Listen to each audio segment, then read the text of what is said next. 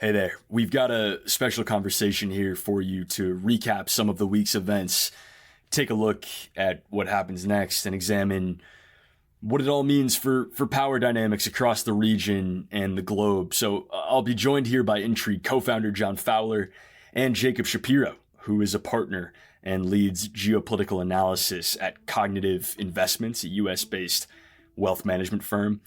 And he also hosts the Cognitive Dissidence podcast. That's Dissidence, Dissidents. Our conversation is up next.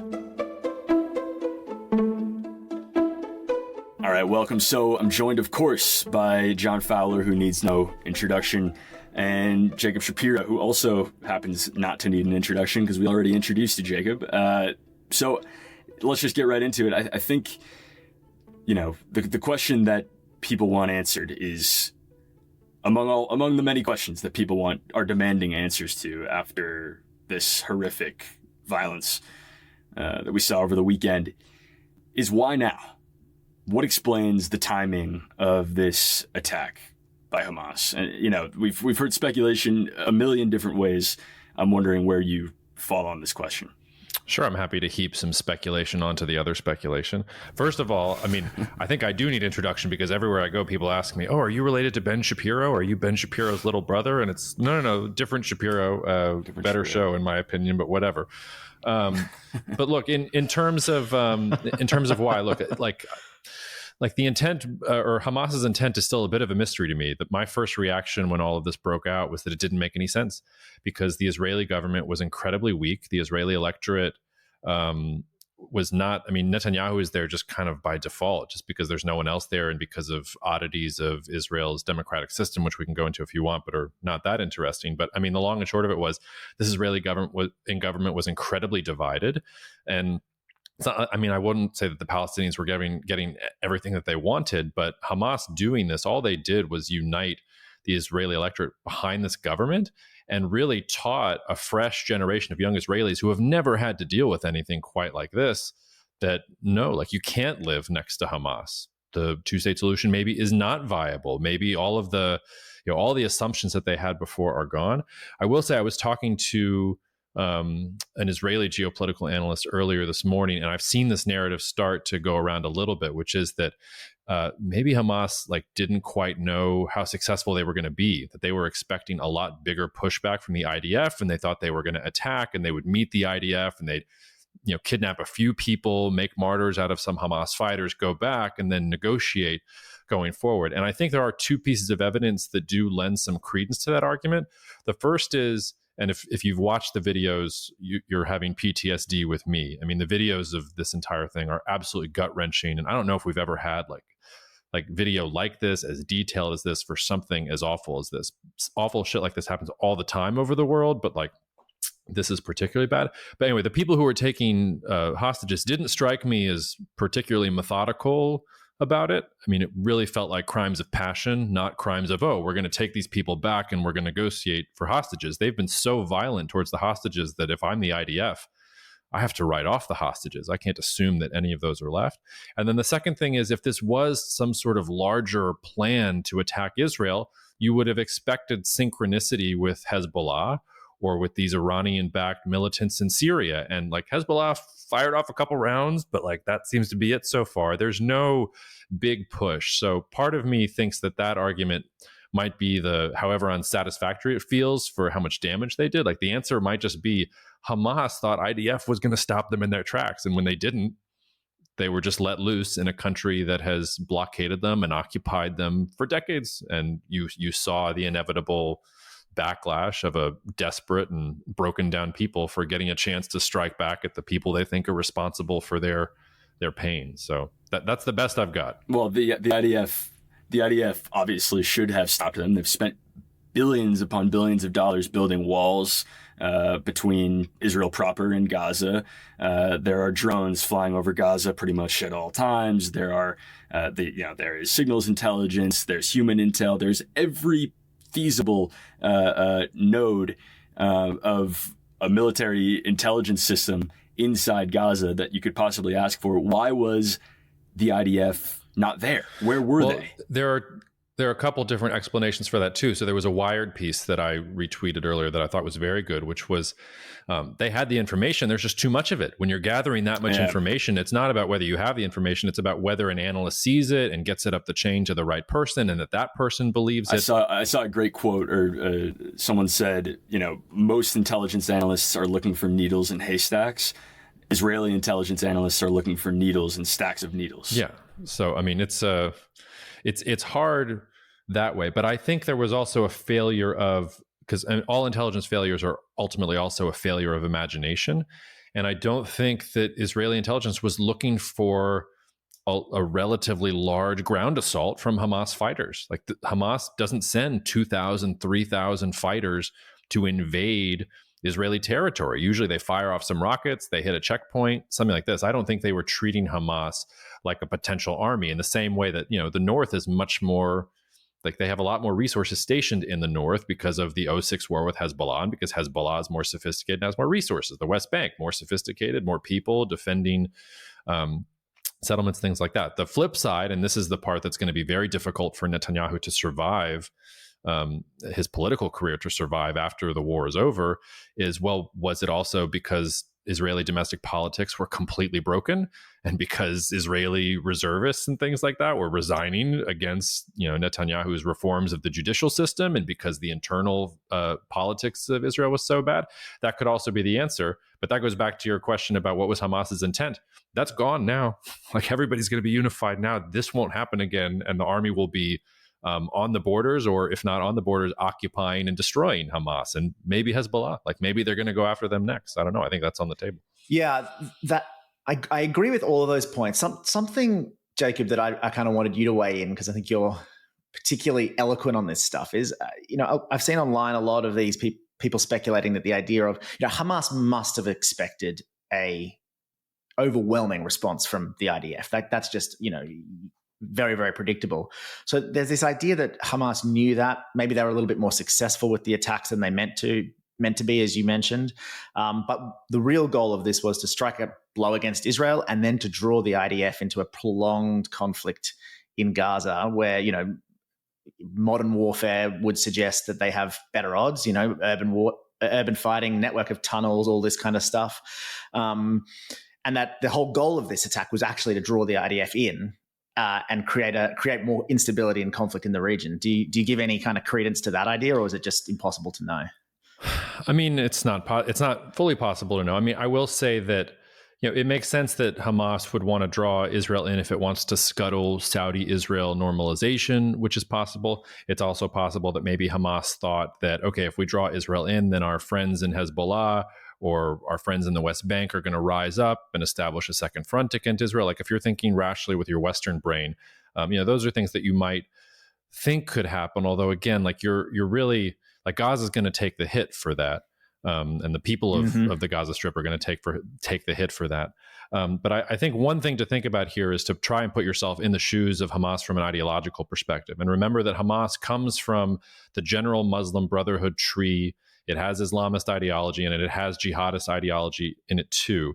And of course, it's been radicalized by Iran. It has seen what has happened with ISIS in the region too. And if you go back to Al-Qaeda, the OG terrorist group, if you want, or the OG jihadist group, their whole goal was get the United States to come into the region, and that will cause a rebellion in the Arab world and in the Muslim world against the United States, and we will overthrow not just the United States, but these secular dictators in these Muslim majority countries, and we will install Islamic law and things like that.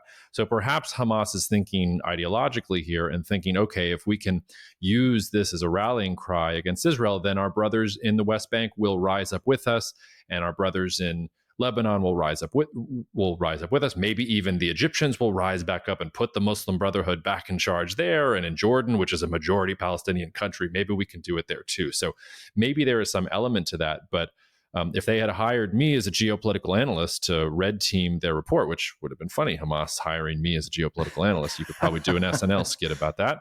I would have told them they were crazy, because the only thing that's going to happen here is that Israel is going to completely wipe you out. Like, they're going to come in and you're going to unite the Israelis against you, and the IDF is going to try and they're literally talking about setting back the Gaza Strip 50 years. So it also, if you take the argument that they weren't expecting this level of success, then that argument also doesn't hold, because they wouldn't have thought that they would have gotten this far in the first place. They thought they were just getting some hostages and then they were going to trade back and forth, rather than basically making an incursion and getting so far in. So those are my best guesses, but they're guesses. Can I just before we move on, can I drill down on that assumption that the IDF is going to be successful there, though? I worry. I don't worry. I mean, in my brain, I'm thinking, that's not dissimilar to what perhaps Vladimir Putin might have thought. That's not dissimilar to what the US thought when it launched, its various invasions. The idea that modern warfare is very different, and what does victory even look like for the IDF? Are they going to be able to kind of dismantle the Hamas leadership, close down the tunnels, or are they literally just going to go, we don't care about civilians and get rid of them all, and that's success? Because I don't know what success looks like for the IDF here. Well, first of all, they can kill every leader of Hamas if they want, and Hamas will still live. Hamas is an idea. Yeah, of course. And Hamas is an idea that the Israelis helped create because they wanted a counterbalance to the PLO, back in the 1980s. The seeds of all of this goes back into Israeli policy in general. As for the IDF, what success means for the IDF, that's sort of a broader conversation. So I think the first objective will probably be I think they're going to occupy the Gaza Strip. The only way I can figure out that you're going to completely eliminate the threat is to reoccupy the Gaza Strip. And does Egypt take it over after that? Do they try and bring the Palestinian Authority in? Do they just rule it directly? I don't know, but I think they're going to go grid by grid, block by block, and just, destroy the whole place and try and kill as many Hamas leaders and members as they can. And they will assert direct control. So in that sense, it's a very clear military objective. But I think you're right that the hidden assumption in all this is that the IDF is going to be successful. And that in some ways is built on this myth of invincibility, where, the IDF in 48 and in 67 and in 73, just decimates much, much larger forces, much, much more existential threats from multiple Arab countries that invade around them. We could talk about why the IDF was able to do that. And, by 73, the IDF is actually the stronger force, even on paper. Egypt probably knew that going into the war. We haven't seen that IDF since 73. The IDF's record in the Lebanese civil war was not good. You've got the first and second intifada. The 06 war against Hezbollah is pretty instructive. You get, kidnapping Israeli soldiers. You get, Israel attacking Hezbollah. And that war was a failure. The thing is, that war was primarily a failure because for two interlinked reasons. Israel didn't invade, really. They said, our Air Force is so great and our technology is so good, we don't have to take casualties anymore. We don't have to risk our sons and daughters to go in. We're just going to bomb them into oblivion and everything's going to go fine. And that doesn't work. Heck, if you actually want to root out Hezbollah, it's going to be messy work, and you're going to have to go in with ground troops. And the reason I think Israel did that, aside from overconfidence in their technology, was that a generation of Israelis grew up not remembering this. Well, that's the wrong word. A generation of Israelis grew up not having to not viscerally experiencing it, and not having to sacrifice. That was something their parents and their grandparents did so that they could go to the beach and drink arak and send TikTok videos to each other and everything else. That was the old days. These are the new days, and everything is fine, and nobody's going to possibly threaten Israel. We've deterred them all. And the thing that makes this conflict different, I think, is that the casualties have already been taken. So whereas a couple of soldiers dying in an invasion of Lebanon to defang Hezbollah in 06 was a bridge too far. I mean, the death count, it's Tuesday, October 10th we're recording. I think the death count in Israel is up to 900, over 2,500 injured, still people missing, all these terrible videos. There's no squeamishness about casualties right now. There's just anger, and we want revenge. And send the infantry in, no more messing around. So, but I think you're right. It's going to be an extremely hard operation. And I know I'm droning on, but the last thing I'll just say is that what's going to be truly hard for the IDF, I don't think it's about whether they can do it. I think they'll subjugate Gaza. I don't want to say easily, but they'll do it. The question is, how fast can they do it?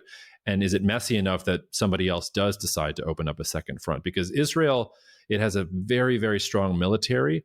But, when you mobilize 300,000 reservists, you can't do that indefinitely. It becomes catastrophic for the economy. So you have a limited amount of time where you can mobilize your resources like that. And that's why Israel's successful wars are all lightning wars. Like they all happen very, very quickly, and it's shock and awe, and then it's over and things go back to normal. So can Israel handle Gaza in the next 30 days without looking weak and without encouraging opportunists with, Iranian-backed Syrian militias in Syria or Hezbollah saying, oh, maybe we should open the second front? Can they get, control over Gaza within 2 to 3 months?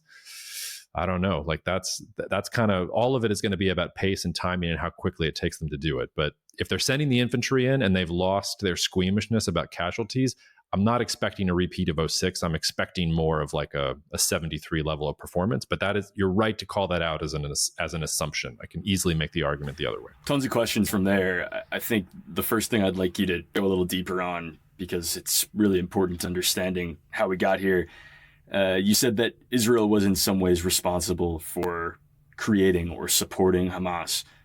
What do you mean by that? Well, just that, I don't want to take us too far into the bowels of history, but the PLO was the initial Palestinian terrorist group and the one that Israel was dealing with, in the 60s and the 70s, the Munich Olympic Games, like that's all the PLO. Hamas doesn't really exist then. And the flavor of even the terrorist groups and also the regimes in the region back then, it was all secular. The PLO was a secular group. It was all about, not all about, but it was tied to the Soviet Union and sort of vague assertions of Marxism, things like that. Like it was sort of a different animal. It's a bridge too far to say that Israel like supported Hamas or financed Hamas or anything like that. But it was Israeli strategy in the 80s to say, let's divide and conquer the Palestinians. Let's encourage other factions. Let's recognize other factions so that not everybody goes along to the tune of the PLO, because if you fracture them into these smaller groups, then there's not one voice, then the world will see them for what they are and we'll be able to have more control. And Hamas is born of that. Hamas is also born of a turn in the 1980s and 1990s towards religious fundamentalism in the region in general. Like I said, all of these groups, like you can go back to Sayyid Qutb and the creators of the Muslim Brotherhood, like they've been around for a long time, but you don't really get Islamic fundamentalism becoming a political force until the 80s and 90s, until the promises of the secular dictatorships in the region become completely bankrupt and people are desperate enough and start looking enough for those religious explanations or religious justifications for actions and things like that. So Hamas is a byproduct of Israel seeking to divide and conquer and this rising sentiment of Islamist fundamentalism in the region in general. And I just say, like, that was a mistake for Israel. It's also a mistake that we see all over the place. To draw a very strange analogy, but like the Mexican government and the U.S. supporting it thought that by splintering the drug cartels and the war on drugs, that they were going to make the cartels weaker. They actually created a much more violent situation because all the different smaller cartels that splintered from the big ones started killing each other and turf wars, and each one had to be more brutal than the next one. And we're only just now getting back to a couple larger cartels. And it's not a coincidence that the homicide rate in Mexico is starting to go down the last couple of years because they've consolidated into larger groups. So the more you create these smaller factions within, a pretty subjugated society, like which is what the Palestinians were, it doesn't increase your leverage, and it actually probably creates more drama than they wanted. But hindsight is 2020. I think a really instructive quote here that Haaretz, the Israeli newspaper, reported earlier today, or maybe yesterday, comes from a little-known Likud backbencher named Benjamin Netanyahu. Correct me if I'm mispronouncing that. And the quote here is, anyone who wants to thwart the establishment of a Palestinian state has to support bolstering Hamas and transferring money to Hamas. This is part of our strategy. So I think you summed that up rather nicely. John, I don't know if you have a question here. I definitely have more, but if you have one. Jacob, I'm interested. You have a background at Stratfor. Now you kind of analyze these issues and geopolitical issues with a more financial lens. What those two jobs have in common, I guess, is trying to approach issues like this with a little bit more of a dispassionate approach. Kind of, these things are incredibly emotional events. But how do you kind of look at these events and cut to the heart of them? Try to stay unemotional. What do you use? Tools? Do you have a mental model? Do you have a process, or is it just experience and time that kind of helps you get to what matters? That's an interesting question. I mean, I guess some of it is just temperament. I've always sort of been this way. My wife will tell you that I'll pick fights for no apparent reason. I just like to take like opposite sides of arguments all the time. Back in my days as an undergrad, I took a course on the history of the Israeli-Palestinian conflict with a friend of mine. And I won't talk about either of our politics and which we were, but we would go into each discussion section and we'd meet beforehand and say, okay, do you want to argue pro-Israel or pro-Palestine in this discussion? And we just completely, confounded the TAs and the professors, because one day I'm like, oh, the Palestinians must have their own state. And the next day, I'm like, oh, the Israeli, and like they couldn't figure out what we were doing. So like I've always just sort of been that way. There's also different ways to approach this, like Marco Papich, who you guys have probably heard of or maybe even had on and who's been on my podcast a lot. He just sort of describes himself as a sociopath. He's just like, I'm bathed in indifference. I don't care. I'm a nihilist. Like, it's all fine. I'm decidedly not. I actually feel these things incredibly deeply and I get extremely emotional. I just don't talk about it at parties and things like that. Like I go and I feel that and I put it on the shelf here behind me on one of the bookshelves. And once I get the emotion out, it's just sort of like, okay, like this is what's happening and I'm just trying to get to ground truth. I have enjoyed working more in the investment space because it's a lot easier to do that, because the trade or the performance of the trade will tell you exactly how you're doing. That doesn't work in this particular case. Nobody's trading futures on, Gaza and artillery shells or anything like that. And anybody that does have exposure to this are companies in Israel whose labor supply is now going to be affected by a mass mobilization. Like it's much harder to do that in the context of this particular conflict. I'll also say, I've worked at Stratfor, worked at GPF, I've worked at CI. This conflict in particular, people get so emotional about it, even people who have absolutely no ties to it. And I'm not in the business of comparative suffering. I don't think that that's productive, but I will just say, the war in Sudan, I think it's 9,000 are dead so far. Ethiopia is staring down the barrel of a second civil war with the Amharas. Azerbaijan just took over Nagorno-Karabakh. Russia is still attacking Ukraine. You look around, terrible things are happening all over the place, but for some reason, people fixate on this conflict and get more emotional about it more than ever. And I say that because that has always made me even more passionate about being dispassionate about it, because nobody is dispassionate about this conflict. Yeah. Everybody feels emotional, and I feel like I'm actually doing something good by trying to be the one that says, okay, let's just talk about what is rather than what should be. So I don't have a good answer. I think it's temperament. You just have to choose that that's what you want. And when you choose to do that, like, you lose that cathartic feeling of emotion. You don't get to call people animals and this, that, or the other thing. You don't get to talk about who gets to do what and who should do what and things like that. And for most people, that's what they want. They want the world to be black and white. They want to know what things mean. They're uncomfortable with the gray. And I don't know, my life has been in the gray. So I think it's just temperament, but those are some of the strategies I use to keep my head level. It's a really good idea, if you feel strongly about something, to try and make the argument for the other side. In some ways, the way I deal with ideas is I try them on and I see how they feel. I try and explore the intricacies and things like that. There does need to be a space for that. And while the extremes do tend to get all the clicks and crowd people out, I have found that most people, if you give them that content, if you don't assume that they want the McDonald's burger, but that they really want the more complex, I don't know, I was gonna make a terrible food analogy there. They usually will go for it. So I don't know. I still have faith. The quinoa and kale. Well, no, I don't know about that. That now we're getting ideological, John. I'm trying to stay objective here with my cheeseburgers. I mean, there's a lot interesting there. One, the idea that you had a space where you could take positions that you didn't necessarily agree with without sort of necessarily be fearing that you're going to be tarred for the rest of your career with being on one side or the other. And I wonder if that was probably reflective of a university career that was prior to, or at least in the very early stages of social media.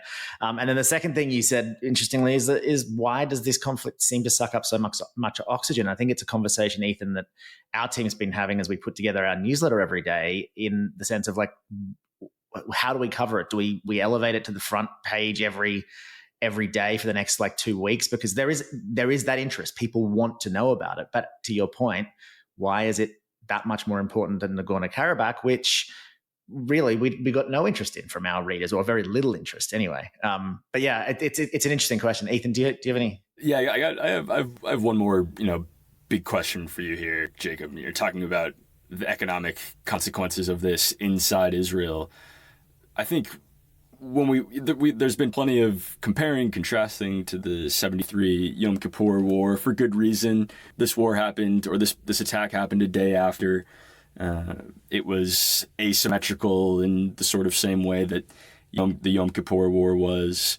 It was a surprise attack the same way the Yom Kippur War was. But when we think back to 1973, the biggest global consequence of that war was the Arab oil embargo, which reverberated, across the Western world. Are we moving towards a similar predicament here? I mean, what's happening in energy markets? What's happening in the wider world? I don't think the 73 comparison is actually that close at all. Like, yes, it was an invasion of Israel on a Jewish holiday, and it was an intelligence failure, but that's sort of where it stops for me. The single most important point to say back is in 73, the United States was dependent on Middle Eastern oil, and that's not today. I mean, the United States has been importing a little bit more Saudi crude lately to make the Saudis happy as part of, the Saudi Arabia and the United States trying to reset relations with each other. But the United States doesn't need Middle Eastern oil anymore. The shale revolution changed all of that. So maybe it'll be people lining up at other gas stations around the world and things like that. But there's no reason for Saudi Arabia to use this to jack up oil prices the way there was in 73, where what they wanted was, that defense relationship with the United States. It's funny, I mentioned I was talking to an Israeli analyst this morning. One of the things he said to me that really struck home was, I said the thing about Hamas, and do you think it's to destroy or to, prevent Saudi-Israel normalization? And he said, Jacob, it was never about Saudi-Israel normalization. This is about America-Saudi Arabia normalization. We're all just bargaining chips about the United States and Saudi Arabia trying to normalize, and they're just throwing the Israeli-Palestinian thing in there as a chip. So maybe it was never going to happen in the first place. But I do think that's a worthwhile way of looking at it, that this is actually about sort of at the grand strategic level, not that this conflict itself is about this, but what this is going to mean and how this is going to go forward is going to be that relationship between the United States and Saudi Arabia. And the fact of the matter is, ever since the shale revolution, the United States-Saudi relationship hasn't made any sense. And that's why I think both sides have trouble dealing with each other. And I don't think they're going to find, amidst all the fist bumps and everybody investing in Vision 2030, like, the United States doesn't need Saudi Arabia. Now, maybe it will in 5 years from now. Maybe these, permabulls on oil prices who say that shale is drying up and that in 5 years' time, it'll be a completely different story. Like, maybe then we'll reset. But right now, here today, like, there just isn't that same level of U.S. exposure to Saudi oil. So I think oil was up 4% yesterday. It was already down today. So a little bit of a bump, but not that big of a deal. Now, all of this changes if Iran really was involved in this, and we're going to start talking about the Strait of Hormuz and a regional conflagration. Like, it's still there. It's like a 2 to 5% probability scenario on my scenario tree, which is very, very uncomfortable for such a high magnitude event. But again, it's 2 to 5% right now in my probability tree. So I don't think we're going to see it. And if anything, I'm wondering if oil prices will go the other direction. If you would think that with this radical news that you would get a huge spike, and I don't know, 4 to 5% on the first day, followed by a decline. Doesn't look like it, but I don't know. This is posting in 2 days. Maybe it'll go up 10% and I'll look like a moron. It wouldn't be the first time.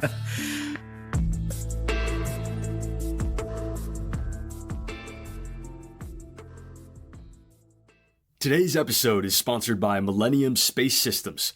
Millennium Space Systems, a Boeing company, is a small satellite prime delivering high-performance constellation solutions for the national security space. Founded in 2001, the company's active production lines and 80% vertical integration enable the rapid delivery of small satellites across missions and orbits. Check out the show notes to learn more. Jacob, interestingly, I think that oil take is something that we don't see a lot of in kind of the more mainstream media when people follow these kinds of news stories. I mean, one, it's pretty technical and most people can't really control it. But what are the other things that you're looking at as possible consequences or side effects of this conflict that isn't being picked up? You mentioned Israel runs the risk of having a real labor problem if mobilization or the reserves are still called up in 30, 60 days time. What else aren't we talking about that we should be? That's also a good question. And a lot of this depends on what scenario unfolds. If the IDF makes quick work of the Gaza Strip, and we're talking about a 73 level performance from the IDF rather than a 2006 level of performance, well, then I would think that political unity will eventually translate into the Israeli economy as well. And that you'll see a lot of energy and a lot more political stability and all those other sorts of things. Remember, also, Israel has become a natural gas producer in and of its own right. And the war, at least thus far, has disrupted supplies for Israeli natural gas, some of which now goes to Egypt. That at a regional level is pretty bad. And Egypt's been flashing red for a while anyway. They were talking about devaluing the currency again. El-Sisi's been talking about, a sham election to reinstall himself. But, those are geopolitical fundamentals that were already there. Maybe this pushes Egypt further towards the abyss a little bit. But that's all stuff that was already there. The bigger impacts are if that scenario is wrong and we get some kind of regional war, then we do have to start talking about things like shipping through the Suez Canal, or is somebody going to mine the Straits of Hormuz? I don't see how Israel and Iran can fight a war against each other. The United States would probably have to be drawn in to do that part. We were talking about Azerbaijan and Armenia. Azerbaijan and Israel have pretty tight security relations. Does the South Caucasus get thrown? Like, if you start getting into that realm, then all bets are off. But I just don't think we're close enough yet to maybe start getting there. But yeah, if you go to those sorts of things, we're talking about global shipping, we're talking about massive increases in global energy prices. It's not even real enough quite yet for me to go there. For me, it's much more, okay, like, let's watch oil, let's watch natural gas, let's watch the Egyptian economy. Maybe there's some opportunity within Israel itself, but from a financial investment perspective, it's actually pretty hard to dig up major implications if it's going to remain an Israel-Gaza or just an Israel-Palestinian affair. Yeah. I think my next and probably my last question, given that we're running long, I could talk to you all day about this, is to zoom out even further. You and I, you have been talking about a multipolar world for as long as I've known you, which is a couple of years now, and I've been kind of talking about it for not quite as long, but a while. I feel like I'm a stuck record on it. This idea that the world is kind of moving towards regional poles of power and spheres of influence rather than the kind of US dominated global order that we've had for 30 odd years. That's become a kind of a more mainstream word and view lately, and I'm starting to see some pushback on it.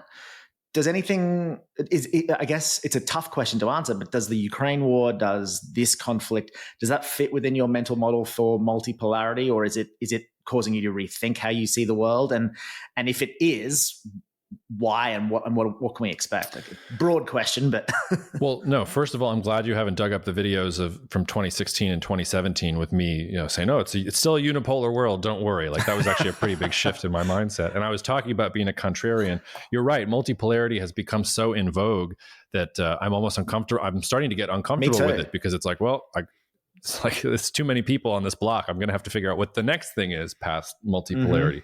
But no, I do think it's all helpful evidence of a multipolar world. I mean, I was arguing with some of the analysts on our team here, some of whom there's a diversity of opinions on our team. One of them thinks it's a bipolar world, that it's a US-China Cold War type scenario.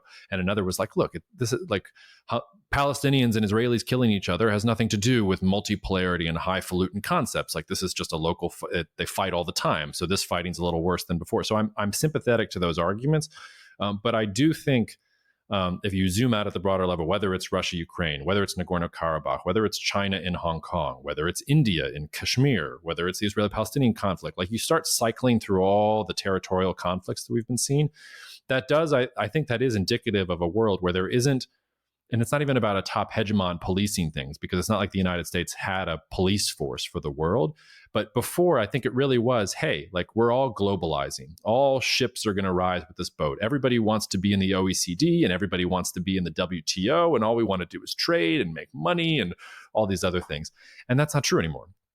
I think everywhere you look, people are talking about sovereignty and security and ensuring it's no longer lean supply chains. It's, double and triple levels of supply in case the supply chain breaks apart.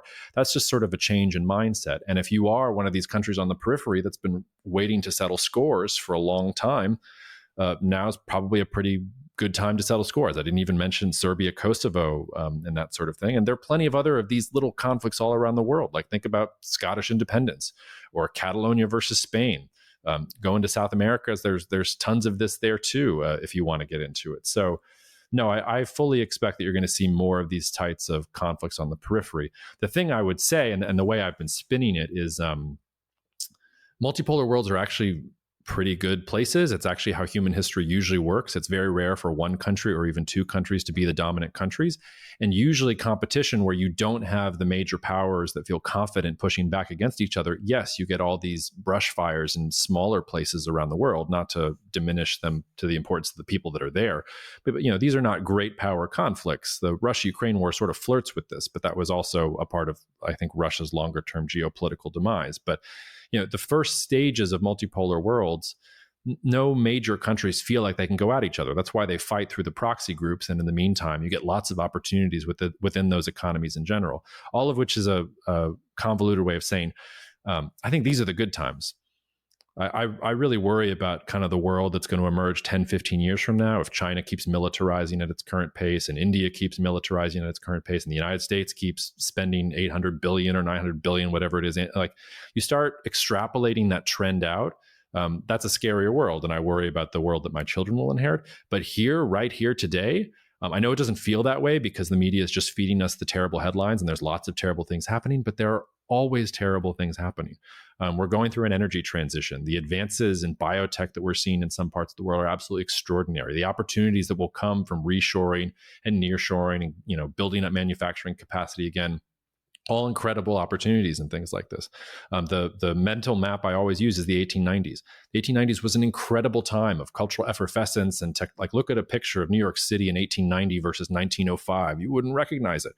The scary thing is that World War I was waiting at the end of that period, but that was 20, 30 years after the multipolar era began. Usually multipolar eras end with those kinds of fireworks. So I think we're at the beginning of a multipolar era, and that's the glass half full take, at least for me. Yeah, it is certainly a half full glass each way, I guess. I don't know if I share quite that optimism. I feel it feels, whether it's through the different technology and amplification of the media, as you mentioned, or the nature of technology with weapons, nuclear war, but even just kind of the destructive ability of one person now with bombs and whatever it is. That is the big game change for me from the 1800s or the early 19th century, is that fewer people are required to do tons more damage. And I just wonder if those brush fires will stay brush fires and they won't leak out into something bigger sooner than that. That's fair enough. And I'll also just say, these terms like unipolar, multipolar, these are just stories that we tell ourselves to try and make sense of things. Like, if you go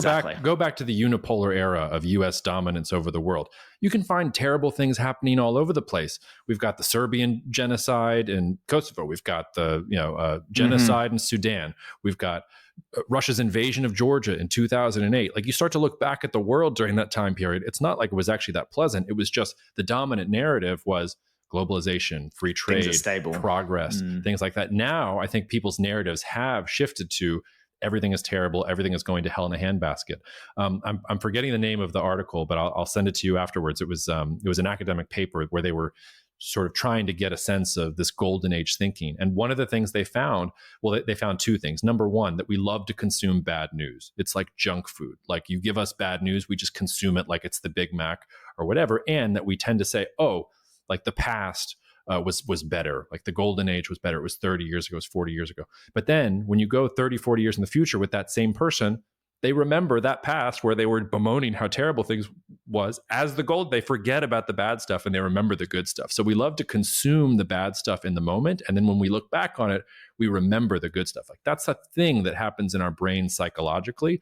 And, I'm not saying that the world is great. The world is not great. Terrible things are happening all the time. I have been torn up. I feel like I can't even imagine how Israelis are feeling. I feel like I have PTSD just from watching the videos of what's going on, let alone being there and experiencing it. So I'm not trying to shortchange that like terrible things are happening in the world, but I also will say, and this is where I think social media in general does affect us, because most people don't have the self-discipline to turn it off. Like, you just keep doom scrolling and things like that. Whereas before, like, once it was on the news and then it was done, and then you had to go play solitaire, I don't know, whatever it was that you could to entertain yourself. So I do think that's part of the thinking there and part of the mental cycle to break if you're trying to get ground truth. So, do you want to give us another plug for your podcast, your work, anything where people can find you online, Twitter? You and I have been friends for a while, and I love engaging with your stuff. And normally when I become friends with people, I stop listening to everything they say, but you're the rare exception. So I feel like everyone should go and find you to benefit from your wisdom. Well, I appreciate that. I'm a partner at Cognitive Investments. So if you go to cognitive.investments, that's our website. You can find the podcast and everything else there. The name of the podcast is Cognitive Dissidence. I also speak at events all over the place. So if you just want to go to jacobshapiro.com, I have that website too. And there's information about me there too. Just whatever you do, don't think that I'm Ben. That's a whole nother different can of worms. I'm Jacob. Excellent. Well, thanks so much for your time, Jacob. And we'll try and have you back on soon because that was a really fascinating chat. Thanks, man. Anytime. I could chat to you all day too, but I guess I have to go do real work now. So cheers. What a week. What a week. Not much has changed on the ground in Israel in recent days. We're still hearing reports that the IDF is preparing for a ground offensive into Gaza. By the time you hear this, it may have started. There are city blocks in Gaza that have been leveled by airstrikes. In Israel, air raid sirens continue to sound throughout the day. There was briefly concern that Hezbollah had launched an assault from Lebanon on Wednesday. Those reports turned out not to be entirely true, but that doesn't mean it couldn't still happen. There's so much to reflect on from that conversation. I mean, you heard Jacob say at the end that these may be the good times that we're living through. He might be right. I just can't really say for certain. What I can say without almost a shadow of a doubt is that things in Israel and in Gaza and across the region will get worse in coming weeks. Thanks for using us as a resource to try to explain this stuff this week. We'll keep doing our best to help make sense of it. In the meantime, I'm Ethan Plotkin. See you on Tuesday.